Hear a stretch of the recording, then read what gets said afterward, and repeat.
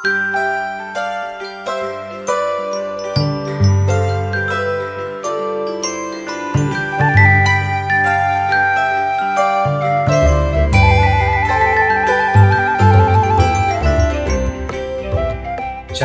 selamat pagi, sahabat GPIB dimanapun berada.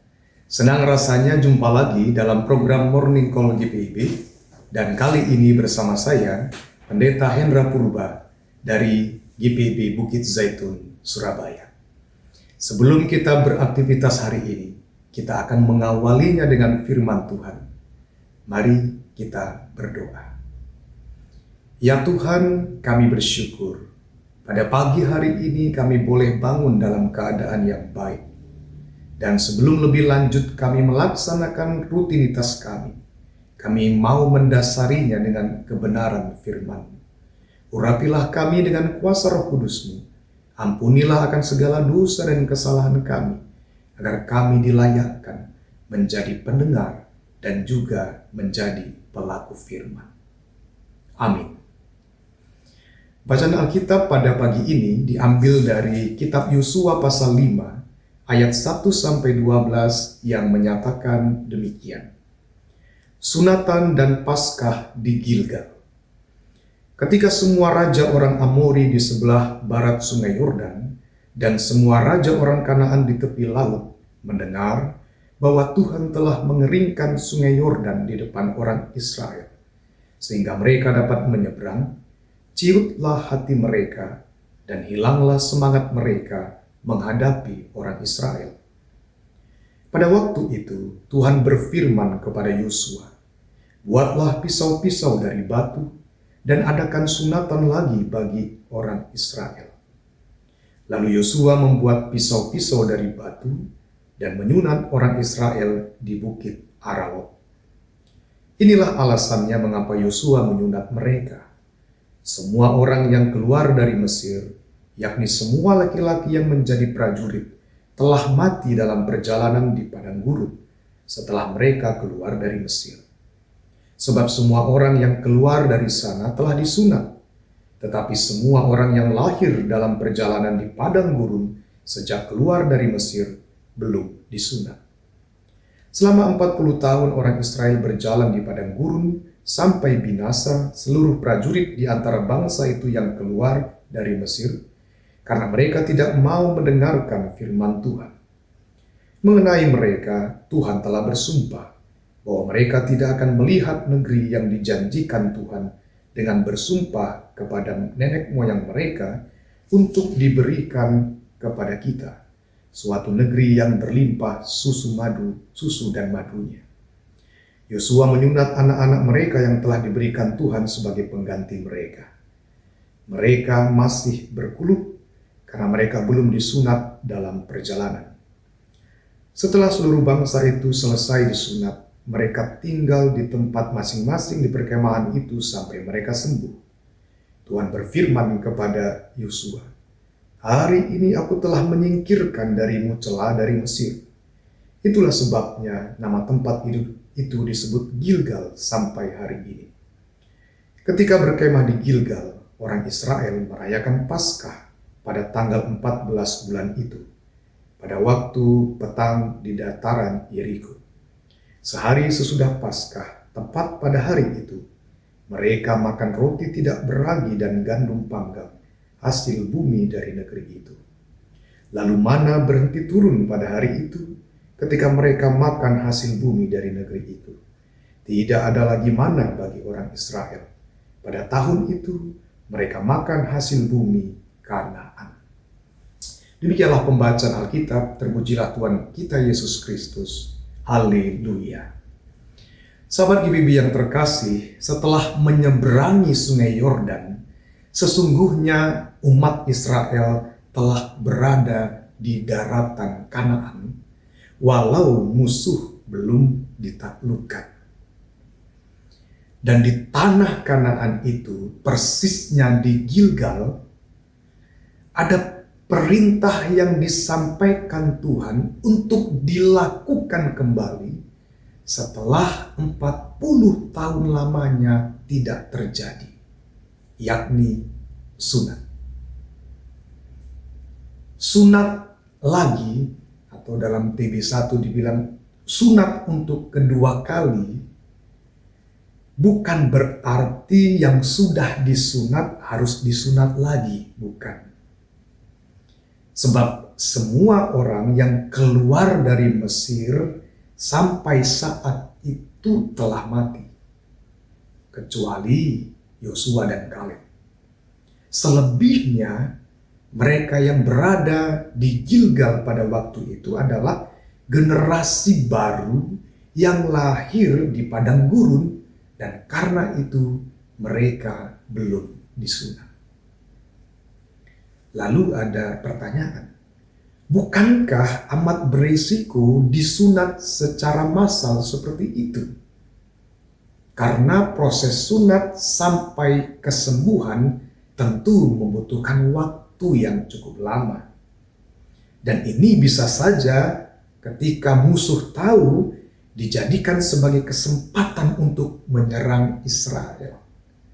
Tapi ingat Bapak Ibu Saudara, di ayat 1 dikatakan tadi, semua raja orang Kanaan sedang tawar hati atau kecut hati dan kehilangan semangat menghadapi Israel, karena mereka mendengar keajaiban yang Tuhan katakan, yang membuat orang Israel berjalan di tempat yang kering melewati sungai Yordan. Lalu pertanyaannya adalah, mengapa mereka disunat? Kita tahu bersama sunat adalah tanda perjanjian sebagai umat pilihan Tuhan, dan itu dimulai dari Abraham. Dalam hal ini, perjanjian umat dengan Tuhan, di mana umat ini adalah generasi baru, telah dipulihkan lewat sunat. Maka selanjutnya narasi bacaan kita dikatakan, umat Israel merayakan Paskah. Ini pun sudah lama tidak dilakukan. Terakhir 2 tahun setelah mereka keluar dari Mesir, menurut kitab Bilangan, mereka merayakan Paskah. Paskah adalah peringatan akan keluarnya Israel dari tanah perbudakan di Mesir menuju tanah Kanaan sebagai tanah perjanjian. Dan kali ini mereka merayakan Paskah di tanah Kanaan itu sendiri. Sahabat GPB yang terkasih di dalam Tuhan, saya mengajak kita untuk menyoroti apa yang terjadi setelah 2 hal itu dilakukan oleh umat Israel. Setelah mereka melakukan sunat dan setelah mereka merayakan Paskah. Mari kita perhatikan yang pertama. Setelah seluruh bangsa itu disunat, berfirmanlah Tuhan, hari ini aku telah menyingkirkan celah Mesir itu padamu.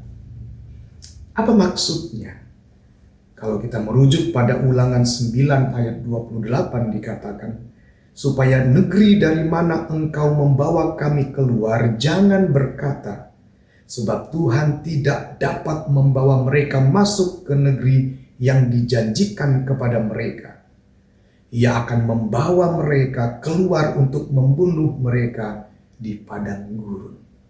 Perhatikan, ada celah dari Mesir yang menganggap bahwa Tuhan tidak akan bisa membawa mereka memasuki tanah perjanjian. Dan Tuhan akan membawa mereka untuk dibunuh di padang gurun. Celah itulah yang dihapuskan Tuhan.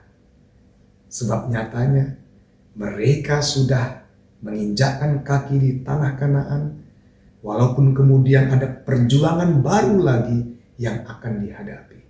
Dan celah itulah yang dihapuskan Tuhan setelah sunat dilakukan oleh umat.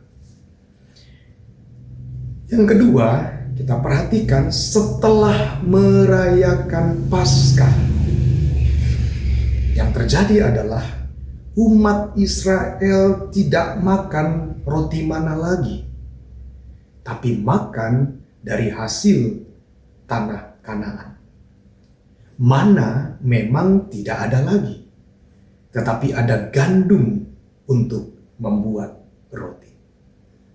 Situasinya berubah, tapi berkat Tuhan tidak terputus, akan ada terus. Setelah Paskah, mereka tidak makan roti mana lagi, tapi mereka akan menikmati hasil dari tanah Kanaan yang diberkati oleh Tuhan. Sahabat GPB yang terkasih, kini sunat bukanlah sebuah kewajiban lagi. Kita sudah dibaptis. Yang perlu kita lakukan adalah menyunatkan hati, menanggalkan manusia lama, dan kemudian kita hidup dalam pertobatan. Biarlah pertobatan yang kita lakukan menunjukkan adanya pemulihan relasi dengan Tuhan, dan kemudian menjauhkan kita dari cela dan malapetaka. Kiranya hari ini adalah juga kesempatan bagi kita untuk menjalani hidup pertobatan, menanggalkan segala dosa dan kesalahan kita, supaya dengannya kita memperoleh dan menjalani babak baru yang penuh dengan berkat Tuhan. Sahabat GPB yang terkasih, babak baru kehidupan ini sedang menanti. Kita patut belajar dan percaya pada Tuhan yang menepati janji. Karena itu, marilah kita taat dan bergantung kepadanya, Sang Pemberi berkat. Segala situasi bisa berubah, tapi berkat Tuhan tidak pernah terputus, akan ada terus bagi kehidupan kita yang senantiasa taat kepadanya. Selamat menjalani hari ini dalam ketaatan dan pertobatan. Amin. Mari kita berdoa. Kami bersyukur ya Tuhan atas kebaikan-Mu. Dan ketika kami akan melanjutkan aktivitas hari ini, kami mohon pertolongan Tuhan. Kami mohon juga Roh Kudus mengurapi kami, agar kami menjalani hari ini dengan ketaatan dan pertobatan, sehingga kami dijauhkan dari cela, dijauhkan dari malapetaka. Tapi Tuhan membukakan berkat yang baru bagi kami, di tengah situasi kami yang penuh dengan tantangan dan misteri. Kami serahkan perjalanan hari ini ke dalam tuntunan Tuhan. Berkati kami, lindungi kami, dan biarlah kami hidup dalam pertolongan Tuhan yang di dalamnya kami merasakan ada keajaiban. Segala harapan kami, segala pergumulan kami serahkan ke dalam tangan Tuhan, di dalam kemahakuasaan yang akan memberikan yang terbaik. Yang sakit Tuhan kuatkan dan pulihkan. Yang ragu-ragu Tuhan berikan kepastian dan pengharapan. Supaya hidup kami hanya bergantung kepada Tuhan, bukan kepada kehendak kami. Terima kasih Bapa, inilah permohonan kami. Demi Kristus Yesus kami berdoa kepadamu. Amin. Demikianlah Morning Call pada pagi ini. Selamat menjalani aktivitas dalam penyertaan Tuhan. Tuhan Yesus memberkati.